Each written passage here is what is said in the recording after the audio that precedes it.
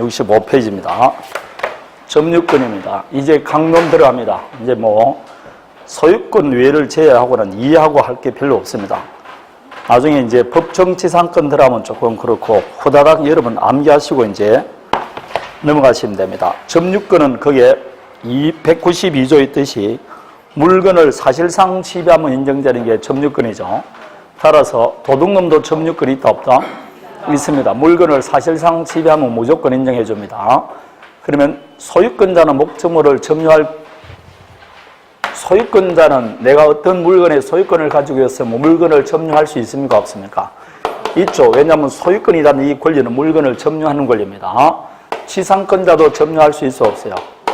전세권자도 점유할 수 있어 없어요? 있죠. 이렇게 지상권, 전세권, 소유권 등 이런 권리는 점유할 수 있는 권리입니다. 이런 사람이 점유하면 정당한 점유라고 볼 수 있어 없어요? 점유할 권리를 가지고 있으니까. 그래서 이렇게 점유할 수 있는 권리, 점유를 정당화시켜주는 이런 권리를 뭐라고 그런다? 본권이다 이렇게 말합니다. 그럼 도둑놈은 본권이 있어 없어요? 그래서 본권하고 뭐는 틀린다?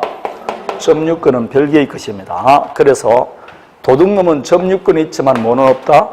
본권은 없고 피해자는 본권은 있지만 뭐는 없다? 그래서 점유권은 사실상 지배하면 무조건 인정되는 것이지 그자에게 지배할 권한이 있는지 없는지를 묻지를 않습니다.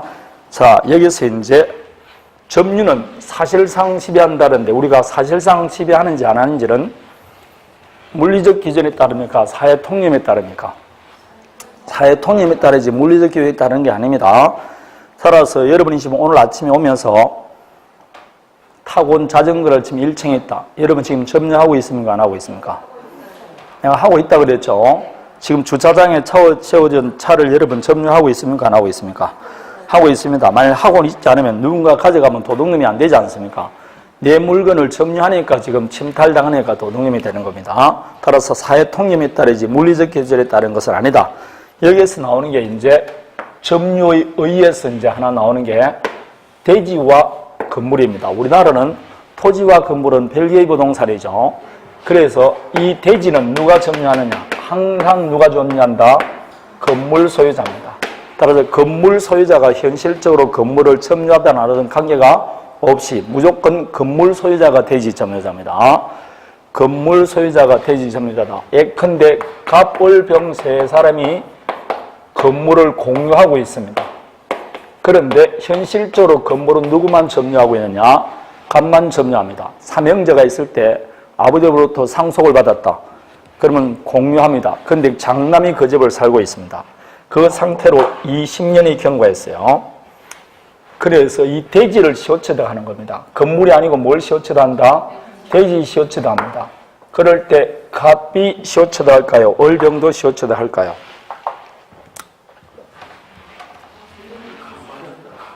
그래 이제 이렇게 물론 이제 유추 적용하는 게 어렵고 그렇지만 하나를 가르쳐주면 둘은 몰라도 방금 했던 걸 설명하면서 예를 들어서 설명하면 유추 적용은 돼야 되는데 나이가 들수록 그게 안 돼요.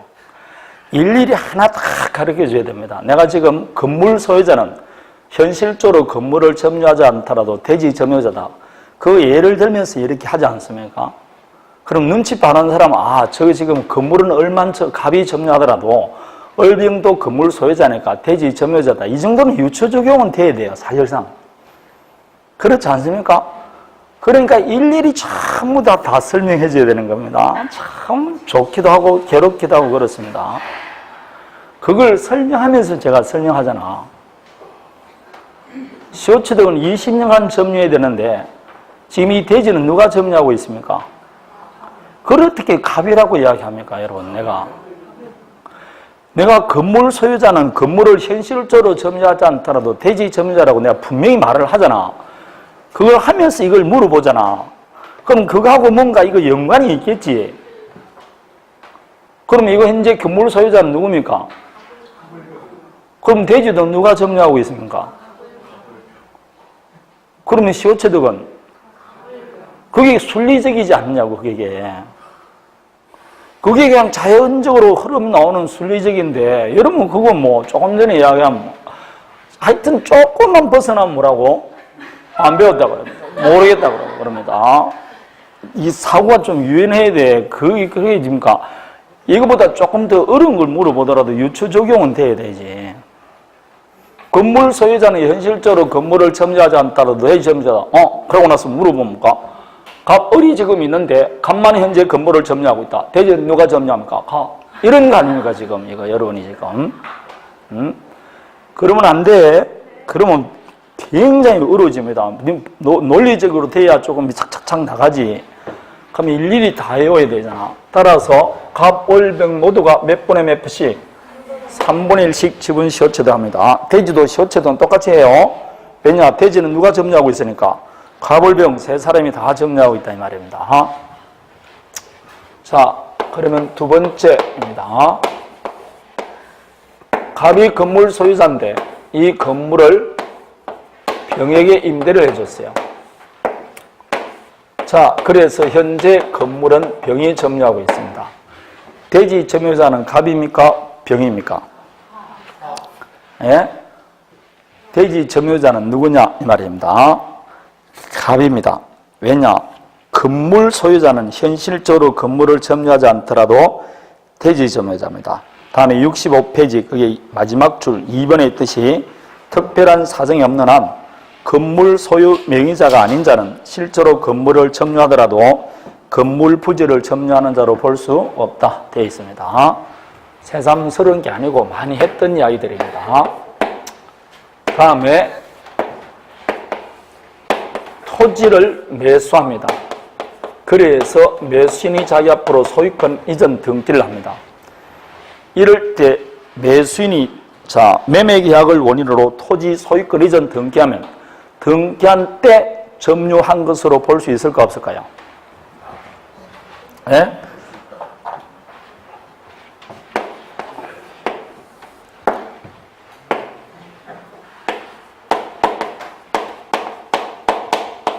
을이 토지 보존 등기를 했습니다. 그럼 보존 등기한 무렵에 그 토지를 점유한 것으로 볼 수 있게 없게? 1, 2, 3, 4월 달 동안은 제가 복습만 하고 예습은 하지 말라고 그랬고, 저번 주에 예습은 안 하는 게 아니고 하면 몸에 좋다고 그랬습니다. 이 수많은 학생 중에서 오늘 진도가 65페이지인데 한 명도 예습을 해온 사람이 없어요. 왜냐? 밑에 65페이지 밑에 제가 지금 3번 대지 점유 문제하고 다음에 다시 1, 2번 제가 판례를 설명을 드렸는데 한 명도 답을 못 맞추지 않습니까? 공부를 열심히 해야 됩니다. 열심히 하지 않고는 합격을 못합니다. 합격을 못하면 돈도 깨지고 시간도 깨지고 남한테 얼굴도 못 드넘기고 살은 계속 찌고 그렇습니다. 거기 65페이지 한번 봐봐요. 어제 한두 명 정도는 답을 해야 되는데 1번 매매계약을 원인으로 토지 소유자로 등기한 자는 통상 이전 등기할 때 그 토지를 인도받아 점유한 것으로 봐야 된다라고 되어 있습니다. 그러나 이전 등기와는 달리 보존 등기는 양도를 전제로 하는 것이 아니기 때문에 보존 등기한 무렵에 점유를 이전받는다고 볼 수 없다 되어 있습니다. 따라서 이전 등기와 보존 등기는 다릅니다. 그리고 시험에 다 나오고 합니다. 그걸 좀 공부하세요. 다른 거와는 달리 민법은 열심히 하셔야 됩니다. 시험 보기보다 그렇게 만만하게 답 안 나옵니다. 자, 다음에 이게 점유입니다. 근데 점유도 사실상 지배하면 인정되는 거라 그랬지만 이게 점유도 조금 관념화되어 있다. 그 점유의 관념화에서 우리가 보는 게 점유 보조자, 다음에 간접 점유자, 상속인의 점유 이렇게 있습니다. 자, 점유 보조자는 195조에 있는데 점유 보조자는 점유자도 아니다? 아닙니다. 상점의 점원은 점유 보조자라 그러고 점유자라고 취급하지 않습니다. 그래서 외울 것은 점유 보조자는 점유자도 아니다? 아닙니다. 그래서 점유권에 관한 모든 권리는 점유 보조자에게 인정해준다 안 해준다?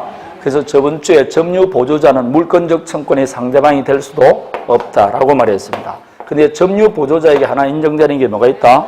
자력구제권은 인정해준다 그랬습니다. 자, 그래서 자력구제권 하나 인정해준다. 그 정도는 기억하셔야 됩니다. 다음에 간접점유 194조입니다. 간접점유자는 점유자가 아니다. 점유자죠. 아파트를 남한테 빌려주면 임차인도 건물을 점유하고 있지만 빌려준 임대인도 점유자다. 임대인을 무슨 점유자라고 그런다? 간접점유자라고 합니다. 그러나 간접점유자에게 점유권 인정해주지만 여기에 자력구제권은 점유보조자에게 인정해주지만 간접점유자에게 인정해주지 않습니다. 자력구제권 인정해주지 않는다. 그거 외에 이제 3, 4번은 나중에 조금 이따가 볼 것이고 하나 더 외울 것은 이 점유매개관계는 반드시 유효할 필요가 있다 없다? 동그라미 1번을 외우시면 됩니다. 점유매개관계는 반드시 유효할 필요 없고 중첩적으로 있을 수 있다. 임대인의 동의를 받아서 다시 다른 사람에게 전달하게 되면 점유매개관계가 중첩적으로 이룰 수 있습니다. 다음에 갑이 사망했다. 그러면 이 점유권도 상속이 될까 안 될까요? 된다. 193조에 점유권은 상속인에게 이전한다라고 되어 있습니다. 따라서 사망 사실을 알 필요도 없이 사망과 동시에 점유권 승계됩니다. 다만 이 승계는 포괄승계이기 때문에 상속을 인한 점유는 포괄승계죠. 따라서 그러니까 피상속인의 점유와 성질을 그대로 승계받습니다. 그럴 때 뒤에 나와 있듯이 첫 번째 상속은 새로운 근원이 된다 안 된다? 안 됩니다. 따라서 새로운 근원이 안 되기 때문에 타주 점유를 승계받으면 여전히 무슨 점유다? 타주 점유입니다. 왜냐? 타주가 자주로 되기 위해서는 새로운 근원에서 점유해야 되는데 상속은 새로운 근원이 아니기 때문에 타주 점유를 승계받으면 여전히 타주 점유다. 그럴 때 상속인이 나는 승계를 받지 않고 내 점유만 주장했다 할 수 있어 없어요? 다른 것과 달리 상속인은 점유의 분리와 병합이 아니 됩니다. 따라서 피상속인의 점유를 떠나 자기만의 점유를 주장할 수 없습니다. 그 이야기입니다. 자, 그래서 점유의 계속과 관련된 것, 전후 양시점에 점유한 사실이 있을 때 할 때, 자, 점유의 분리와 병합에 대해서 다시 봅니다. 갑이 10년간 점유하고, 을이 5년간 점유하고, 병이 지금 현재 5년간 점유하고 있습니다. 이렇게 점유가 승계가 됐어요. 이럴 때 점유를 승계받은 사람은 자기만의 점유를 주장하거나 전 점유자의 점유를 아울러 주장할 수 있다. 따라서 병이 현재 이 토지나 건물을 점유하는 것을 어떻게 주장할 수 있느냐? 내 점유만 주장해서 5년 점유했다 주장할 수 있고 10년 점유했다 주장할 수 있고 20년 점유했다 주장할 수 있습니다. 따라서 이 병은 비록 지는 5년만 점유했지만 이 토지 쇼체되겠다고 주장할 수 있게 없게 있습니다. 20년 점유 주장할 수 있습니다. 그럴 때 17년 주장할 수 있게 없게 없습니다. 점유를 승계받으면 그 시초부터 승계받아야 되지 이미 시점을 받을 수는 없습니다. 따라서 갑의 점유 10년 중에서 3년은 빼고요. 7년만 승계받겠습니다. 이런 것은 아니 된다 이 뜻입니다. 그런데 점유를 승계받으면 기간만 승계받습니까? 하자도 승계받습니까? 하자도 승계받습니다. 따라서 하자 있는 점유, 예컨대 과실이 있다든지 악이라든지 뭐 평온 공연 반대 뭐가 있습니까? 평온 반대 강포 공연 반대 엄비 그런 걸 다 하자 있는 점유라 그럽니다. 따라서 만일 여기가 악의 점유고 나는 선의 점유다. 그러면 나는 선의의 몇 년? 5년 주장할 수 있지만 승계를 받으면 뭐라 그래야 된다?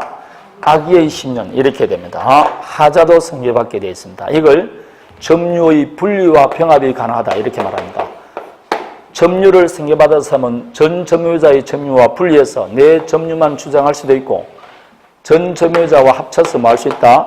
병합할 수도 있다. 이걸 점유의 분리와 병합이라 그래요. 선택은 누가 한다? 점유자가 선택합니다.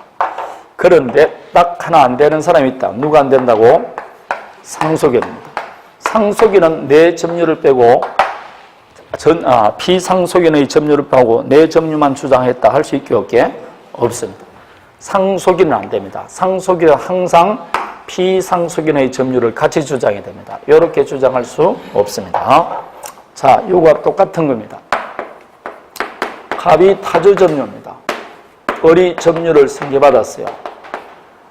자, 그럴 때 10년 점유하고 10년 점유했다. 그럼 이 경우 병이을이 주장할 수 있는 것은 20년도 주장할 수 있고 10년도 주장합니다. 그럼 20년 주장하면 무슨 점유가 된다? 타주입니다. 왜냐? 승계받으면 하자도 승계하니까. 자, 문제는 이 경우 타주 점유를 승계받은 자가 자기만의 점유를 주장합니다. 그럼 이때는 여전히 을은 자주 점유로 추정될까 안 될까요? 예? 되니까 쓰겠지요, 여러분. 안 그러면 안 쓸 거 아닙니까? 타주 점유를 승계받은 자도 자기만의 점유를 주장할 때는 여전히 무슨 점유로 추정된다? 자주 점유로 추정됩니다. 그거 보기보다 중요한 내용입니다. 67페이지에 거기에 자타 점유 3번이 나옵니까? 가로 3번에 2번을 보면 나옵니다. 점유의 성기가 인정되는 경우 67페이지라 그랬어요. 전 점유자의 점유가 타주 점유라도 자기만의 점유를 주장할 때는 여전히 자주 점유로 추정된다 나와 있을 겁니다. 자, 그러면 요게 점유입니다. 그럼 점유도 여러 가지 기준에 따라 분류를 할 수 있다. 그게 점유의 대양입니다. 그 중에서 가장 중요한 게 자주 점유, 타주 점유입니다. 자주 점유란 소유권 있다고 믿고 사는 점유다 그러면 맞습니까? 틀립니다. 소유권 있다고 믿고 사는 점유가 아니라고 그렇게 말하는데도 틀립니다. 소유여사로서 점유하는 것이지 소유권 있거나 소유권 있다고 믿고 사는 점유가 아니다 그랬습니다. 타주 점유란 당연히 소유여사가 암시하는 점유입니다. 자주 점유의 대표적인 게 매수인의 점유, 타주 점유의 대표적인 게 임차인의 점유 그렇습니다. 그러면 자준지, 타준지 판단하는 기준은 점유자의 주관적 의사에 따르는 것이 아니고 권원의 성질에 따라 외형적 객관적으로 결정한다라고 말했습니다. 따라서 매수인이 갑과 을 사이에 매매 계약을 체결했다. 그럴 때 매수인의 점유가 타준지, 타준지는 요 을의 주관적 의사에 따르는 것이 아니고 을이 이 토지를 점유하게 된 법률적 원인이 뭡니까? 매매입니다. 이렇게 권원의 성질에 따라 외형적으로 평가하지 주관적 의사에 따르는 것은 아니다 이 뜻입니다. 그럼 자탄지 즉 소유 의사가 있는지 없는지는 언제 때를 기준으로 판단한다? 점유 개시 당시입니다. 따라서 점유 개시 당시를 기준하기 때문에 갑과 을 사이에 토지 매매 계약이 체결되고 매수인이 인도받아 점유하고 있습니다. 근데 나중에 이 매매 계약이 무효임이 밝혀졌다. 매수인의 점유는 무슨 점유다? 자주 점유입니다. 점유 개시 당시 그 권원이 뭐였습니까? 매매. 그럼 그때 기준하지 나중을 기준하는 것 아닙니다. 그래서 3번 점유 개시 이후에 무효가 되더라도 여전히 자주 점유로 본다라고 있을 겁니다. 그러면 자타가 불분명할 때는 우리는 무슨 점유로 추정한다? 자주 점유로 추정합니다. 그래서 거기에 자주 점유에 해당되는 거 뭐 엄청나게 나와 있습니다. 그 쭉 전부 다 한번 읽어보셔야 됩니다. 그럼 방금 제가 자타가 불분명하면 자주 점유로 추정된다고 했습니다. 추정받은 사람은 스스로 입증 책임이 있다 없다? 없습니다. 근데 입증에서 받아들이지 않더라도 추정이 깨어진다 안 깨어진다? 그래서 1번이 늘 나오는 겁니다. 점유자 스스로 자기가 자주 점유인 이유, 매매 또는 정리와 같은 권한을 주장하였으나 이게 인정되지 않았다. 인정되지 않더라도 추정이 깨어지지는 않는다. 왜냐? 애당초부터 그자에게 입증 책임이 없으니까 그렇습니다. 2번은 방금 말했습니다. 자, 명의수탁자의 점유는 자주 점유입니까? 타주 점유입니까? 명의수탁자의 점유는 타주 점유입니다. 그 정도는 기억해야 됩니다. 자, 그러면 명의수탁자는 자기 앞으로 등기가 돼 있어요? 안 돼 있어요? 돼 있죠. 그래도 무슨 점유다? 그러면 똑같지 않습니까? 2번 점유를 등기를 수반하지 아니한 점유를 해서 자주 점유 추정이 깨어진다 그러면 돼? 안 돼? 안 됩니다. 등기하고 자타는 관계가 없기 때문에 등기했건 안 했건 일단 점유하면 자주 점유로 추정됩니다. 다음에 하나 나오는 게 시효취득과 관련된 거. 을이 소유여사로 평공연하게 점유합니다. 그럼 20년 점유하면 시효취득하는데 시효취득하기 위해서는 자주 점유가 돼야 돼요. 그러면 을 스스로, 즉 시효취득자는 나는 자주 점유를 스스로 입증할 책임이 있어 없어요? 예? 을은 나는 자주 점유라고 입증할 책임이 있습니까 없습니까? 없습니다. 방금 말했잖아. 자주 점유는 추정된다니까. 추정받은 사람 입증 책임이 없습니다. 그래서 자조점유로 추정되는데 시효취득자을이 시효완성 후 토지 소유자인 갑에게 나에게 매각해달라고 매수제를 합니다. 이렇게 시효완성된 사람이 토지 소유자에게 매수제의하는 것은 자조점유 추정이 깨어진다 안 깨어진다? 안 깨집니다. 이거는 분쟁을 해결하기 위한 수단으로 하는 것이기 때문에 매수 제의한다 하더라도 여전히 무슨 점유다? 자조점유로 추정받고 매수 제의한다 해서 시효이익을 포기하는 것으로 본다 안 본다? 안 봅니다. 헐값으로 매수할 걸 청구하고 이에 응하지 않을 때는 여전히 시효취득을 추정할 생각을 가지고 있으니까 매수 제의한다 해서 시효이익을 포기하는 것으로 보지 않습니다. 그게 4번 판례입니다. 이거는 시효취득에서 나오고 점유에서도 나오니까 잘 기억해야 됩니다. 되겠습니까? 다음에 7번 착오로 토지 일부를 자기가 매수한 토지인 줄 알고 점유했다. 그러니까 무슨 점유? 자조점유입니다. 그래서 이웃 토지 일부를 내가 매수한 토지인 줄 알고 점유했을 때 시간이 지나면 그 토지만 시효취득할 수 있습니다. 즉 한필 일부도 시효취득할 수 있게 없게 있습니다. 한필 일부도 시효취득할 수 있습니다. 자, 마지막 타인 토지를 매매했습니다. 타인 토지를 매매했다. 타인 토지 매매했을 때 매수인의 점유는 자조일까요? 타조일까요? 타인 토지를 매매한 겁니다. 자, 타인 토지를, 즉 병의 토지를 갑과 을이 매수해서 매수인이 점유합니까? 자주입니까? 타주입니까? 이거는 엄청나게 중요하고 지금 우리가 자조점유를 하고 있잖아. 거기에 5번 나와 있습니다. 매수인이 매매계약에서 목적 토지 점유를 취득한 경우 설사 거기에 타인 토지에 해당되어 곧바로 소유권을 취득할 수 없더라도 무슨 점유? 자조점유입니다. 타인 토지 매매는 유효입니까? 무효입니까? 그럼 근원의 성질에 따라 평가하니까 매매계약이 유효니까 당연히 자조점유죠. 그럼 처음부터 타인 토지를 알면서 매수해서 점유했습니다. 타조일까요? 자조일까요? 타조는 무슨 타조입니까? 자조점유지. 타인 토지 매매를 알면서 매수하더라도 그 매매는 유효입니까? 무효입니까? 유효고 매도인은 담보 책임만 지지 않습니까? 그래서 악의의 매수인은 나중에 그 권리를 취득하지 못하면 악의의 매수인은 선악을 불문하고 악의의 매수인도 계약 해지할 수 있어 없어요? 그게 담보 책임 내용 아닙니까? 담보 책임을 지는 것이 계약이 무효가 되는 것은 아닙니다. 따라서 타인 토지 매매하더라도 매수인의 점유는 무슨 점유입니까? 자조점유입니다. 여러분 도둑놈은 무슨 점유입니까? 그럼 도둑놈은 자조점유지 무슨 타조점유입니까? 도둑놈은 자조점유입니다. 그럼 매수인은? 매매한 사람은?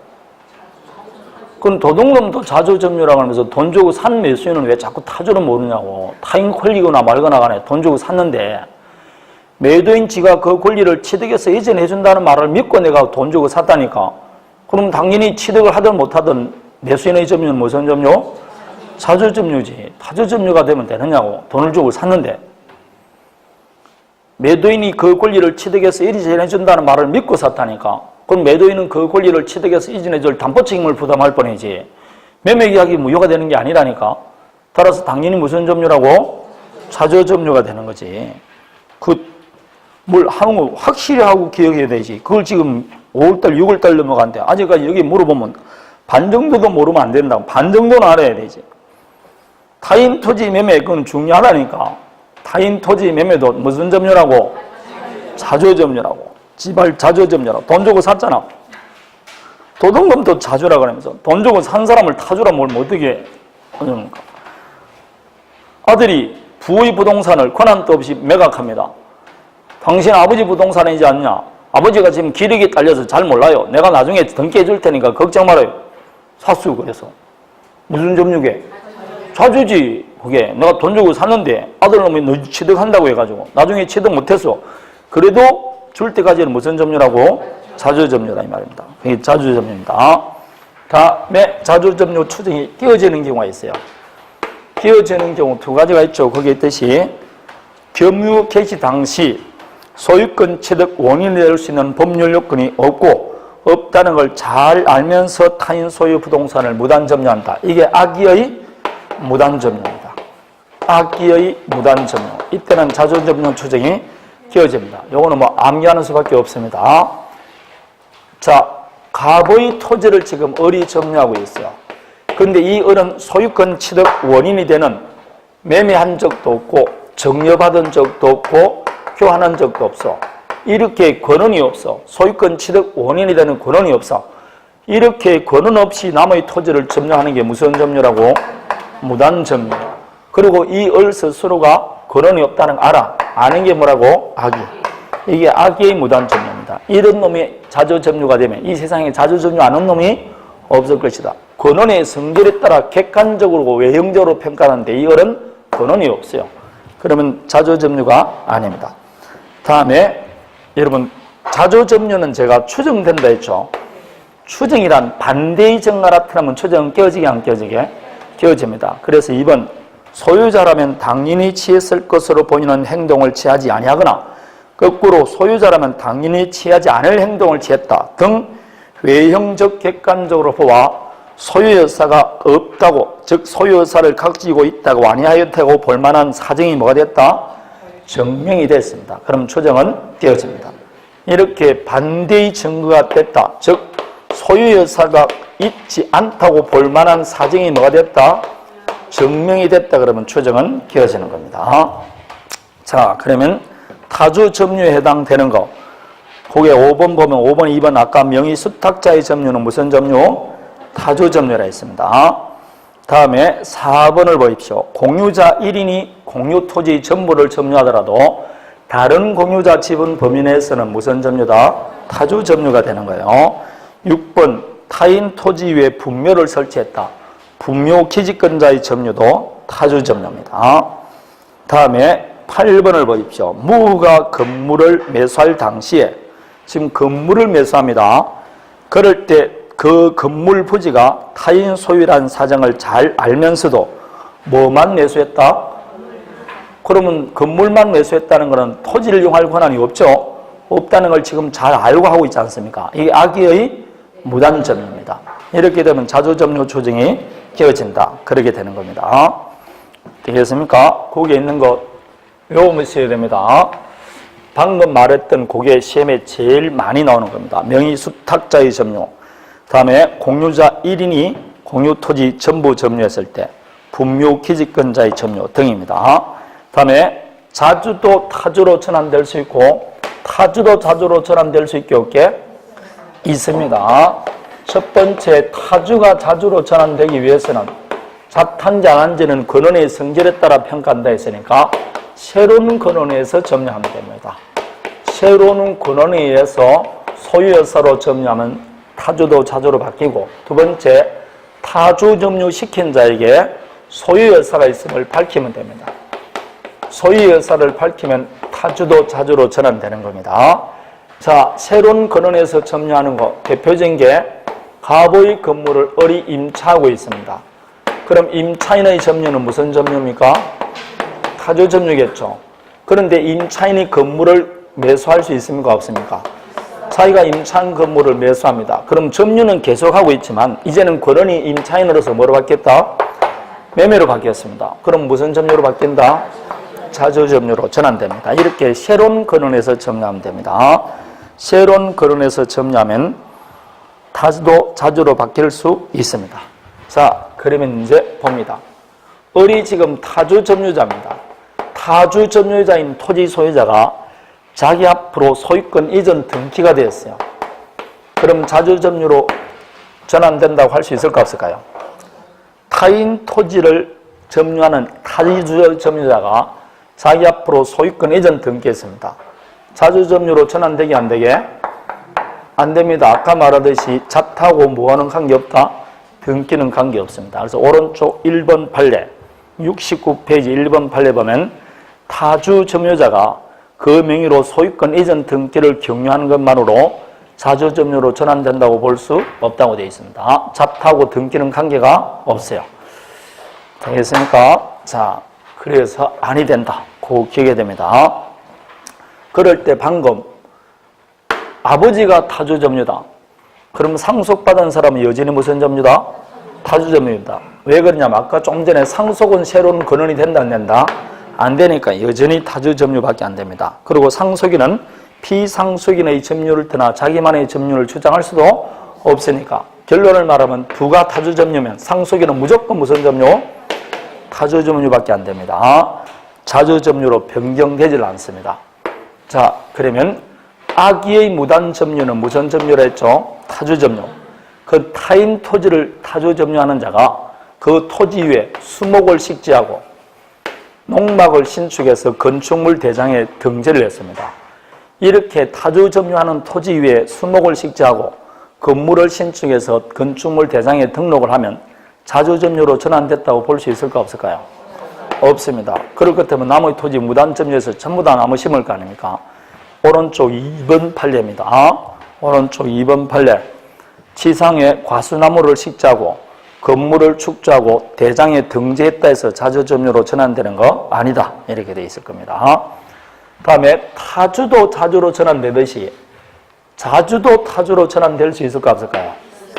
자주도 타주로 전환되는 것이 갑이 지금 아파트를 하나 분양받았다 혹은 토지를 점유하고 있습니다. 분양받았다 소유권 취득에 있으니까 자주점유입니다. 이 토지 매매하거나 건물 매매합니다. 그래서 대금을 다 받았어요. 대금 다 받았으면 매도인은 매수인에게 소유권 이전해 줘야 된다 안 해줘야 된다? 그리고 목적물을 뭐 해줘야 된다? 그 인도 의무를 부담할 때부터 무슨 점유로 바뀌어버린다? 타주점유로 전환됩니다. 그게 부동산을 타인에게 매도하여 그 인도 의무를 지고 있는 매도인의 점유 나옵니까? 그럼 그때부터 매도인은 타주점유로 바뀝니다. 내 부동산이 경매가 됐다. 그럼 누군가 경락받은 사람이 경락되고 완납했어요. 그리고 경락되고 완납한 사람은 바로 소유권 취득한다 못한다? 경락되고 완납과 동시에 소유권 취득합니다. 경매는 187조라니까. 그럼 벌써 타인 부동산으로 바뀌었잖아. 그럼 종전 소유자의 점유는 뭐로 바뀐다? 타주점유로 전환됩니다. 경락대금 납부되면 소유권 벌써 날아간 겁니다. 종전 소유자는 타주점유로 전환됩니다. 그렇게 나오는 겁니다. 자, 하나 더 봅니다. 이거는 지금 우리 시험에는 답으로 출제 안 되는데 판례 두 가지가 있어요. 오른쪽 소송 결과에 따른 전환 여부 있죠. 이거는 좀 구별하셔야 됩니다. 이거는 이런 겁니다. 갑이 등기부상 소유자고 병이 등기부상 소유자로 바뀌었어요. 근데 을이 지금 점유하고 있는데 이 을이 20년 돼서 시효체되겠다고 주장하는 겁니다. 그럼 시효체되기 위해서는 무슨 점유가 돼야 된다? 자주점유가 돼야 됩니다. 그럴 때 병이 하는 말이 당신은 자주점유가 아니라는 겁니다. 왜 아니냐 하니까 당신이 옛날 전 소유자인 갑을 상대로 소유권 이전 등기 말소 소송을 제기했지 않느냐? 소 제기했어요. 누가 소를 제기했다? 점유자가 소를 제기했어요. 근데 점유자가 패소를 당했어요.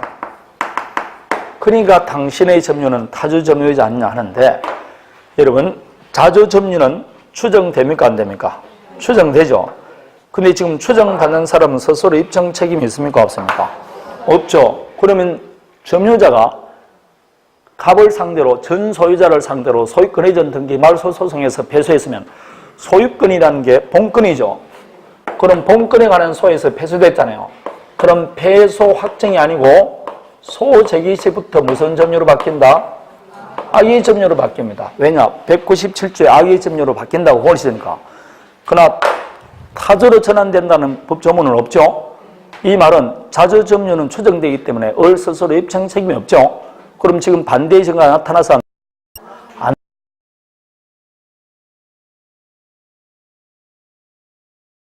점유자가 소에서 패소했다 할지라도 소 제기 시부터 악의 점유로 바뀌는 것이지 자주가 타주로 전환되는 것은 아닙니다. 그런데 을이 지금 점유하고 있고 등기도 하고 있어요.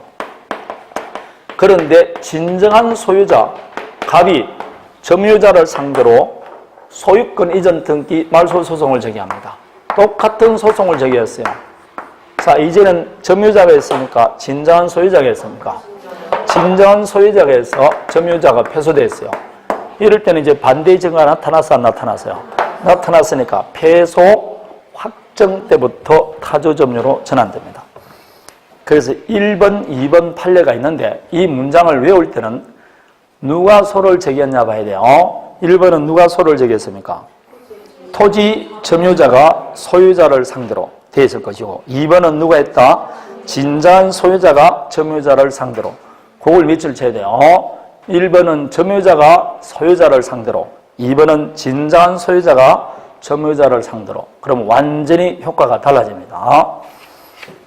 그래서 이것도 언젠간 답으로 나올 수 있으니까 기억하셔야 됩니다.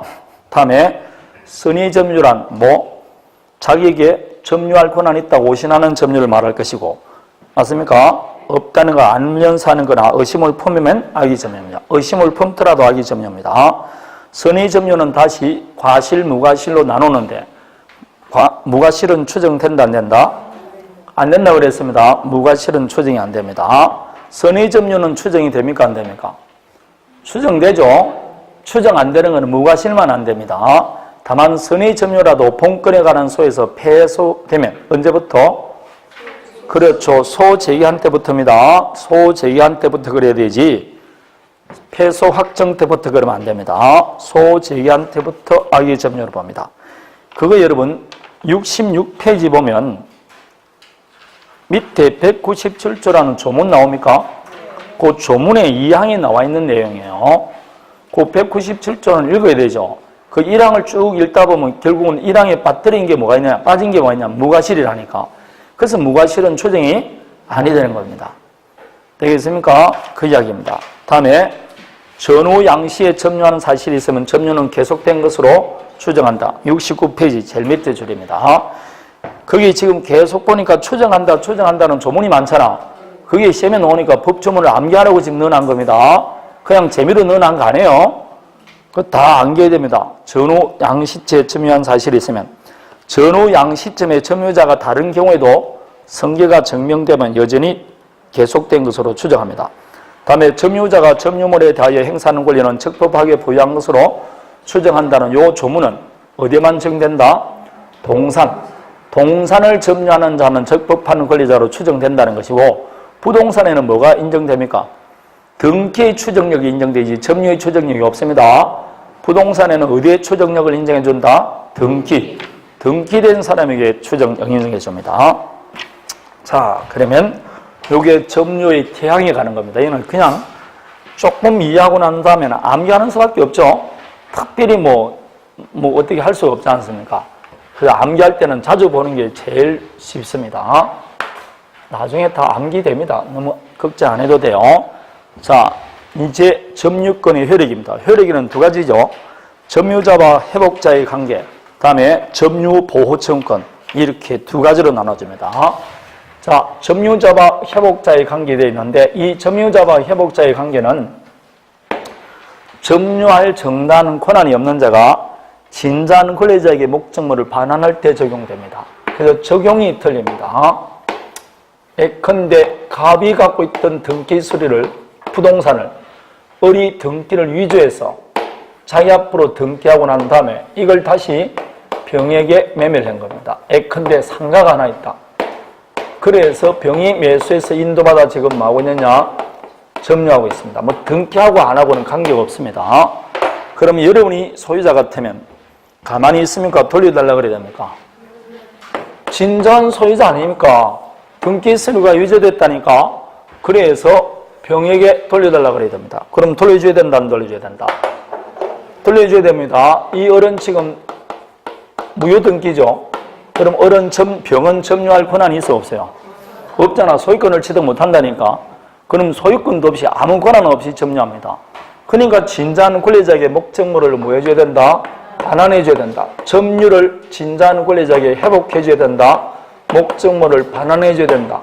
그럴 때 이 병이 이 상가를 점유하면서 받았던 월세 등이 있을 겁니다. 그 월세를 우리는 뭐라 그런다? 과시라고 합니다. 그 월세를 돌려줘야 되느냐? 이 문제죠. 아니면 이걸 리모델링 할 때 들어간 비용이 있다. 그 비용은 받을 수 있느냐? 목적물을 멸실 훼손했을 때 어느 정도 책임을 지느냐? 이렇게 점유자가 점유하는 물건을 진자한 권리자에게 반환할 때 그때 점유하는 동안에 발생했던 이해관계를 어떻게 조절할 것이냐. 그게 201조, 202조, 203조. 우리가 말하는 점유자와 회복자의 관계입니다. 거기는 크게 세 가지로 나눈다. 첫 번째, 과실수취권이 있느냐. 두 번째, 멸실훼손에 대한 책임은 어떻게 지느냐. 마지막에 비용은 받을 수 있느냐. 비용상환지원권. 이렇게 세 파트로 나눠져 있습니다.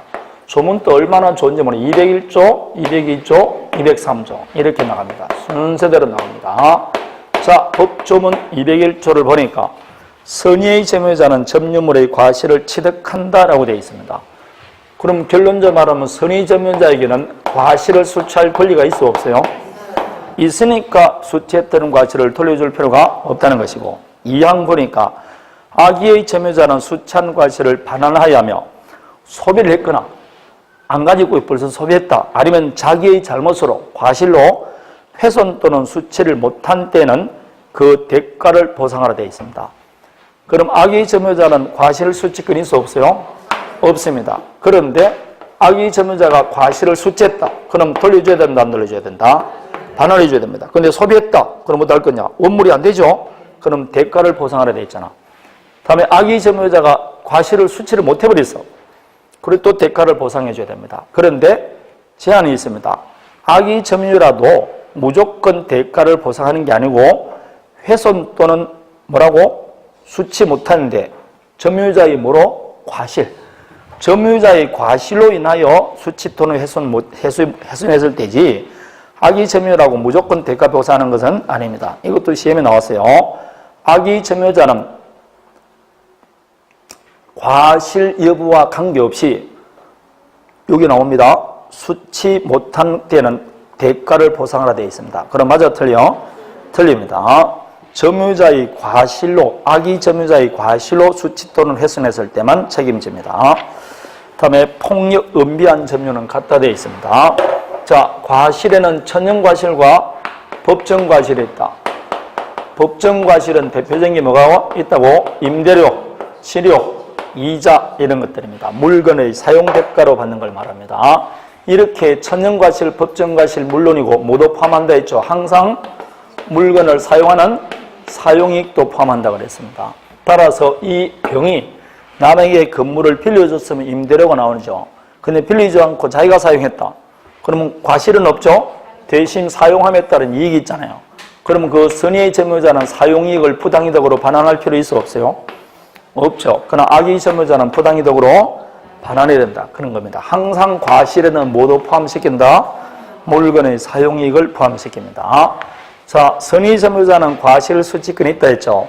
근데 여기서 선의 점유란 단순히 본권이 있다고 오시는만 해서는 안 되고 과실 수취권을 포함하는 본권이 있다고 오시면 됩니다. 그럼 본권 중에 과실 수취권이 없는 게 있느냐? 있습니다. 그게 뭐다? 유치권, 질권, 저당권 그렇습니다. 근데 저당권자는 목적물을 점유를 안 하니까 할 필요가 없고 유치권자가 대표적인 겁니다. 유치권자는 유치 목적물의 과실을 수취할 권리가 있게 없게? 없습니다. 근데 이렇게 하면 이제 헷갈리는 게 있습니다. 나중에 유치권을 보면 유치권자는 유치 목적물에서 수취한 과실을 자기 변제에 우선 충당할 수 있다고 되어 있죠. 그것은 그 과실을 자기 변제에 충당하는 것이지 과실 수취권이 있는 거 아닙니다. 있으면 그 과실을 공짜로 가져갈 수 있는 거 아닙니까? 그건 공짜로 가져가는 게 아니고 과실을 수취해서 자기 변제에 충당할 수 있는 권리만 있을 뿐이지 과실 수취권이 있는 것은 아닙니다. 전세권자는 놓은 과실을 공짜로 가져가는 것이 수취한 과실만큼 전세금에서 까는 거 아니지 않습니까? 그러니까 다른 개념입니다. 엄밀히 말하면 유치권자는 과실 우선 충당권이 있을 뿐이지 과실 수취권이 있는 것은 아닙니다. 그래서 과실 수취권이 없는 것 대표적인 게 유치권입니다. 본권이 있더라도 과실 수취권을 포함하는 본권이 있다고 보셔야 돼요. 그러면 선의기만 하면 되느냐? 무과실도 필요하냐? 통설은 무과실은 필요 없다 그랬죠. 다만 판례는 선의 점유라는 본권이 있다고 오신하는 점유인데 오신할 때 오신할 만한 정당한 근거가 있어야 된다. 이렇게 말합니다. 그래서 판례는 무과실을 요구하는 그런 판례입니다. 그래서 그냥 무과실을 요구한다 이렇게 판례 나오지 않고 판례는 오신할 만한 정단 근거를 요한다. 그대로 나오니까 그대로 기억하는 게 좋습니다. 오신할 만한 정단 근거를 요한다. 자, 그럼 선의점유자가 과실을 수취했어요. 그럼 그 수취했던 과실을 부당이득으로 반환할 필요 있어 없어요? 없죠. 수취할 권한이 있다니까. 그럼 부당이득이다 아니다? 아닙니다. 부당이득이 되지 않습니다. 그런데 선의점유자는 과실을 수취할 권리가 있다 했죠. 그럼 과실을 수취할 권리가 있는데 선의점유자에게 불법행위 책임이 면제된다 그러면 틀려야 맞아요? 틀립니다. 근데 A가 사망이었어요. 근데 사망하고 논을 남긴 겁니다. 이게 이제 60년도 판례입니다. 그때는 뭐 생산수단이 농지밖에 없지 않습니까? 그런데 이 갑은 상속인이 아니에요. 상속인이 아님에도 불구하고 자기가 상속인이라고 뭐했냐? 오신을 했어요. 이 말은 자기는 본권 있다고 오신한 거죠. 오신했습니다. 그래서 점유했어요. 상속인이 아님에도 불구하고 오신해서 점유했어요. 여기 벼를 심었습니다. 벼는 과실이라고 할 수 있어 없어요? 무슨 과실입니까? 천연과실 아닙니까? 벼가 대표적인 천연과실입니다. 그런데 진정상속인이 나타났습니다. 그럼 진정상속인에게 돌려줘야 된다, 안 돌려줘야 된다? 돌려줘야 되겠죠. 점유할 권한이 없이 진짜하는 권리에게 벌려줍니다. 그럼 이때 과실은 즉 벼는 누구 겁니까?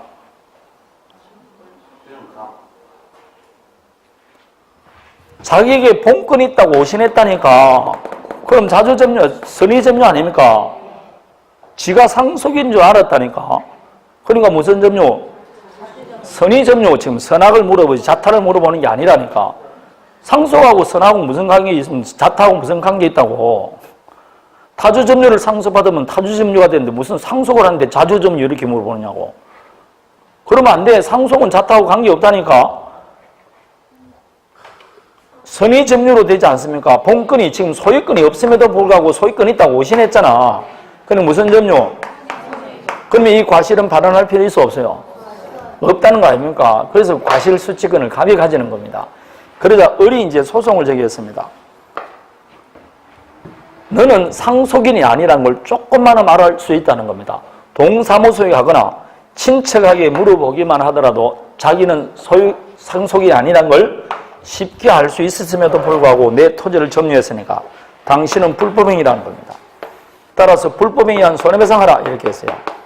그러자 갑쪽에서 나는 선의점유니까 과실수취권 있지 않느냐. 따라서 나는 불법행위가 아니다 하니까 대법원에서 너는 선의점유가 맞다. 따라서 과실은 수취하는 것은 맞지만 그렇다 해서 불법행위 책임이 면제되는 것은 아니니까 불법행위한 손해배상은 따로 해주라 이렇게 나와 있습니다. 그래서 과실은 과실대로 수취하고 불법행위 책임은 따로 쳐라 나온 겁니다. 그게 밑에 있는 판례입니다. 자, 만일 선의점유자에게 과실이 있다 할지라도 그자에게 고의과실 또는 과실이 있으면 불법행위 책임이 면제되는 것은 아니다. 따라서 시험 문제 선의점유자에게는 불법행위 책임이 면제된다 그러면 틀립니다. 선의점유에서 불법행위 책임이 면제되는 것은 아닙니다. 다음에 자, 그래서 요 과실은 일단 두 가지로 나눠야 됩니다. 선의냐 악이냐 따라 나누는 겁니다. 다음에 멸실훼손에 대한 책임은 두 가지를 기억해야 됩니다. 첫 번째, 그냥 지는 책임이 아니고 멸실훼손이 점유자의 무슨 사유로? 기책 사유로 멸실훼손됐을 때만 책임집니다. 만일 기책 사유가 없으면 책임진다 아닌다? 애당초부터 책임지지 않습니다. 자, 다음에 이거는 두 가지로 나누죠. 선의냐 악이냐인데 선의는 다시 뭐로 나눈다? 자주냐 타주냐 나누는 겁니다. 따라서 선의고 자주일 때는 뭐만 하면 된다? 현존이. 그러나 선의라도 타주점유자는 전 손해를 다 배상해야 됩니다. 도둑님이 악이죠. 그럼 도둑님이 훔친 물건을 고의과실로 멸실시키면 전 손해 다 배상해줘야 된다 안 해줘야 된다? 당연한 이야기죠. 따라서 악인은 당연히 전 손해를 배상해야 되는데 문제는 이 선의점유입니다. 선의라도 자타로 나누게 되어 있습니다. 그래서 세 번째 줄 제가 밑을 친 거 있죠. 그게 그대로 시험에 나오니까 외워야 됩니다. 소유 여사가 없는 점유자는 이 말은 무슨 점유자다? 타주죠. 타주 점유인 경우에는 선의인 경우에도 손해 전부를 배상해야 됩니다. 자, 그 조문 그대로 시험에 나오니까 기억하십시오. 선이라도 타주 점유자가 되면 전 손해를 다 배상해 주게 되어 있습니다. 선이 악의만 가지고는 안 돼요. 자, 다음에 비용 상환청구권입니다. 여기는 늘 나오는 게 첫 번째가 나오죠. 2, 3년에 한 번씩 나오는 거. 비용 상환청구권은 뭘 불문한다? 선악을 불문합니다. 즉 도둑놈도 비용은 받을 수 있게 없게 있습니다. 공평의 원칙에서 인정해 줍니다. 공평의 원칙에서 인정해 준다 하니까 따라오는 말이 뭐 있다? 비용 상환청구권 그러면 언제나 따라오는 말이 유치권입니다. 비용 받을 때까지 목적물을 유치할 수 있습니다. 자, 비용이란 크게 두 가지가 있죠. 필요비와 뭐가 있다? 유익비가 있습니다. 그럴 때 필요비는 가치를 유지시키는 데 들어간 비용인데 법조문에는 뭐라고 되어 있다? 보조를 위해서 지출한 비용이라 되어 있어요. 유익비는 가치를 증가시키는 데 들어간 비용. 법조문에는 계량을 위해서 지출한 비용이라고 되어 있어요. 다 같은 말입니다. 자, 갑의 입장에서는 내 건물을 점유하는 병이 건물의 가치가 훼손되지 않도록 보조를 해주거나 오히려 가치를 증가시켜서 나한테 주니까 그 차익은 줘야 된다 안 줘야 된다? 그게 공평한 거 아닙니까? 그래서 선악을 불문한다는 겁니다. 필요비는 청구할 때는 당연히 관계없습니다. 필요비는 받는 데 제한이 없습니다. 단 만일 뭘 수취했을 경우에는 과실을 수취했을 경우는 뭐는 못 받는다? 통상 필요비는 청구할 수 없습니다. 임시 필요비나 아니면 특별 필요비는 받을 수 있습니다. 통상 필요비는 받을 수 없습니다. 뭘 수취했으니까? 그러니까 너가 점유하면서 이왕 과실은 수취했지 않느냐 이 말입니다. 과실은 수취했으니까 통상 필요비는 못 받게 되어 있습니다. 요때 과실은 물건의 사용이익을 포함한다 안 한다? 포함합니다. 따라서 도둑님이 내 자동차를 훔쳐가서 가만둔 게 아니고 부릉부릉 몰고 다녔어요. 그럴 때는 그 자동차가 고장남으로써 수리비 이런 거는 받을 수가 없습니다. 왜 못 받느냐고? 자동차를 사용했잖아. 사용했다는 거는 과실을 수취한 것과 같다니까. 그럼 통상 필요비는 못 받는다 이 말입니다. 이왕 뭘 했다? 사용했으니까. 그런 겁니다. 통상 필요비는 못 받습니다. 그게 1항에 나와 있습니까? 203조 1항 단서에 보면 나옵니다. 다음에 유익비. 이 세상의 모든 유익비는 제가 똑같은 말을 3개 그린다 했습니다. 첫 번째, 가액의 증가가 뭐 해야 된다? 현존해야 될 것. 두 번째는 누구의 선택에 쫓는다? 회복자의 선택에 쫓아서 지출 금액이나 증가액을 청구할 수 있고 법원의 상환기간 허위 요청할 수 있다 되어 있습니다. 법원의 상환기간을 유예해달라고 청구할 수 있다는 겁니다. 그럼 만일 기간을 유예해줬다. 그럼 그 기간 동안에는 유치권이 성립한다 안 한다? 안 하는 거죠. 그래서 법원의 상환기간을 허용하게 되면 그 허용 기간 동안에는 유치권이 성립하지 않습니다. 왜냐? 변제기가 도래하지 않았으니까. 그리고 항상 회복자의 선택에 쫓는다는 거. 따라서 갑이 만일 건물이고 이게 병이 점유하고 있습니다. 근데 이 병이 점유하면서 이 건물이 3억짜리였다. 근데 LPG 가스가 나왔었어요. 근데 우리 도시가스로 바꿨다. 도시가스로 바꾸는데 들어간 비용이 500이다. 그럼 지출 금액이 얼마라는 겁니까? 500이죠. 그럼 이 집 가치가 500만 오릅니까? 더 오릅니까? 3천 정도는 오르겠다. 2천 정도 올랐다. 그럼 증가액이 얼마라고? 2천. 이렇게 지출 금액과 증가액이 다를 수 있으니까 선택은 병이 아닌 게 아니고 누가 선택한다? 갑의 선택에 좋습니다. 항상 지금부터 유익비는 지상권에도 나오고 전세권이 나오고 임차권에도 나옵니다. 전부 다 같습니다. 요 3가지가 들어가야 돼요. 작년에는 여기 나왔죠. 법원의 상환기간을 허용하는 것은 유익비만 되지 필요비는 되게 안 되게? 안 된대. 근데 필요비도 허용기간 법원에 허용 청구할 수 있다. 그게 답으로 나온 겁니다. 요 3가지는 어디만 있는 거라고? 유익비만 있는 겁니다. 유익비. 자, 요 유익비에 가는 겁니다. 그 1번 제가 유익비 체크해놨죠. 필요비는 상환기간은 허용 청구가 인정되지 않는다. 자, 그럼 여기에서 필요비는 언제 청구할 수 있습니까? 발생 즉시 청구할 수 있다. 맞습니까? 할 때마다 내가 아니라고 그랬잖아. 203조 할 때마다 아니라고 그랬다니까. 할 때마다 하는데 할 때마다 틀립니다. 그러니까 공부를 안 한다는 이야기죠. 응?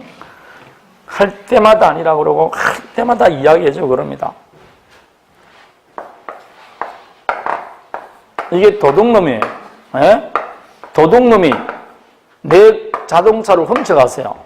그리고 수리합니다. 수리하는 거 필요비 아닙니까? 그럼 수리하자마자 나에게 청구합니다. 아저씨 누구세요? 훔쳐간 사람이요. 야, 이 도둑놈아. 그런데 잠깐 이성을 갖주세요. 제가 지금 필요비를 투입했습니다. 즉시 청구할 테니까 나에게 통장 번호를 찍어줄 테니까 통장 찍어주세요. 그런 사람 봤어요? 저번 달에도 이렇게 설명했다고. 1월 달에도 똑같이 설명하고, 응? 발생적시는 무슨 발생적시라 지금. 이거는 점유할 정당 권한이 없는 자가 진산 권리자에게 목적물을 반환할 때 적용한다니까. 반환 시 청구하는 거지. 여러분이 좀 착각하는 건 임차인 아닙니까? 임차인은 발생 적시 청구하는, 이거는 점유할 정당 권한이 없는 경우 적용한다니까. 따라서 이때는 발생 적시라고 하면 돼, 안 돼? 안 해야 하니까 반환 시, 회복 시 발생한다니까. 발생 적시가 아니고. 반환 청권, 비용 상환 청권 행사 시기에 되어 있지 않습니까? 점유물을 반환할 때 비로소 행사할 수 있다고. 그 임차인과 틀린다고 그랬지 않습니까? 반환 시, 회복 시 비용 상환 청권이 발생합니다. 다음에 누구에게 청구하느냐? 현재 점유자입니다. 따라서 전 점유자가 투입한 비용도 누가 청구한다? 현재 점유자가 청구할 수 있습니다. 누구한테 하느냐? 현재 회복자입니다. 지출 당시 소유자는 누군지와 관계없이 무조건 현재 점유 회복자에게 청구할 수 있습니다. 지출 당시 소유자만 상관없이 반환 당시 상대방, 즉 회복자에게 청구할 수 있습니다. 전 점유자가 투입한 비용도 현재 점유자가 청구할 수 있습니다. 자, 지출 당시 소유자는 관계 있어 없어요? 없습니다. 현재 회복자에게 할 수 있습니다. 자, 여기서 그래 시험에 나오는 게 이거 아닙니까? 갑과 알 사이에 건물 임대차를 했어요. 그 임차인이 비용이 4억 5천 발생했습니다. 임대차 존속기간이 2020년까지입니다. 그런데 이 건물이나 토지가 다른 사람에게 양도가 됐어요. 매도되거나 경매가 되거나. 그래서 새로운 소유자 병입니다. 자, 이 병에게 비용 청구할 수 있을까 없을까요? 예? 할 수 있어 없어요? 여러분 2017년에 예컨대 경매가 되었어요. 임대차 기간은 언제까지라고? 그럼 쫓겨나야 된다, 안 쫓겨나야 된다? 쫓겨나야 됩니다. 왜냐? 임차권은 뭐가 없으니까? 대항력이 없으니까. 여러분 제발 임차권은 대항력이 없다고 좀 생각하고 문제 보세요. 할 때만 내가 임차권 그러지 않습니까? 그 기간 동안 사용할 수 있어 없어요? 에? 보증금 달라고 할 수 있어 없어요? 임차권이 물건에 행사하면서 항상 했다고 비용 청구할 수 있어 없어요? 이게는 모여서 지금 쫓겨날 판인데 없어. 그럴 때 이 임차인이 몇 조를 주장했냐? 203조를 주장했다니까. 203조는 점유할 지출 당시 소유자와는 관계없이 무조건 현재 회복자에게 청구할 수 있잖아요. 그래서 203조를 주장해서 가병에게 비용 청구할 수 있어 없어요? 없다고. 왜 안 되게? 203조는 임차인에게는 적용 안 된다니까. 이 201조, 202조, 203조는 점유할 정당 권한이 없는 자가 진짜한 권리자에게 목적물을 반환할 때 적용하는 것이고, 전세권자는 목적물을 점유할 수 있어 없어요? 지상권자 점유할 수 있어 없어요? 임차권자 점유할 수 있어 없어요? 이런 자가 나중에 목적물을 반환할 때는 201조, 203조는 적용이 안 된다니까. 이거는 점유할 정당 권한이 있으니까 그 법률 관계에 따라 반환하는 거지 203조 이하는 적용이 안 된다고. 그럼 전세권자도 필요비 청구할 수 있어 없어요? 전세권자에게 필요비 상환 청구권이 있습니까 없습니까? 예? 지상권자에게 필요비 상환 청구권이 있어 없어요? 물건은 필요비 상환 청구권이 없다니까. 물건은 직접 지배하기 때문에 필요비가 없다니까, 필요비가. 어디 갔다 왔어요, 어디? 전세권자에게 무슨 필요비 상환청구권이 있다고 그래? 지상권자에게 필요비 상환청구권이 있습니까, 없습니까? 그 전세 목적물의 현상을 유지하고 수순할 의무를 누가 부담합니까? 근데 무슨 필요비를 청구하느냐고. 물건은 직접 지배하는 권리라니까. 채권인 임차권은 누가 용도에 맞게 제공해 줘야 됩니까? 그러니까 비용, 당연히 수순 의무도 누가 부담한다고. 그러니까 비용 청구하는 거지. 그럼 전세권자가 203조를 주장해서 비용 청구하면 돼, 안 돼? 안 되지. 전세권자는 청구권이 203조가 적용이 안 된다니까.